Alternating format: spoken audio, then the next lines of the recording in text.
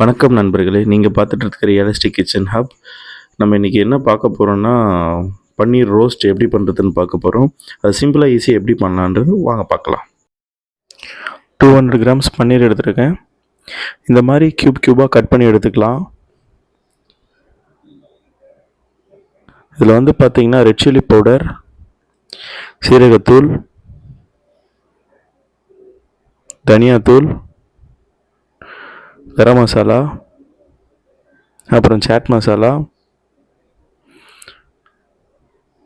இஞ்சி பூண்டு பேஸ்ட் கொஞ்சோண்டு, தேவையான அளவு உப்பு, அப்புறம் 1 டீஸ்பூன் ஆயில்.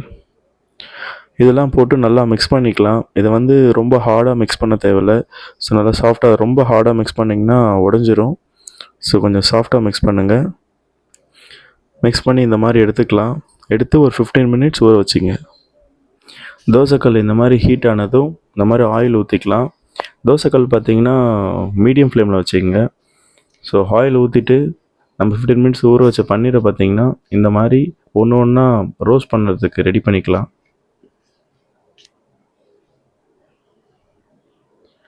ஸோ கொஞ்சம் ஆயில் ஆட் பண்ணிக்கோங்க. ஸோ இது பார்த்திங்கன்னா ஒன்று ஒன்றா இந்த மாதிரி திருப்பி விட்டுரு. மொத்தமாக திருப்பக்கூடாது. அந்த மாதிரி திருப்பினா பன்னீர் உடஞ்சிரும்.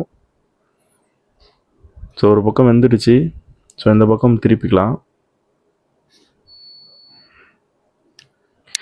ஸோ நம்மக்கிட்ட இருக்கிற எல்லா பன்னீரையுமே போட்டு இந்த மாதிரி ரோஸ்ட் பண்ணி எடுத்துக்கலாம்.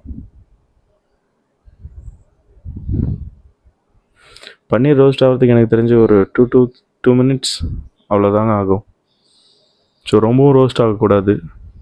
இப்போ பார்த்தீங்கன்னா நம்ம பன்னீர் ரெடி ஆகிடுச்சு.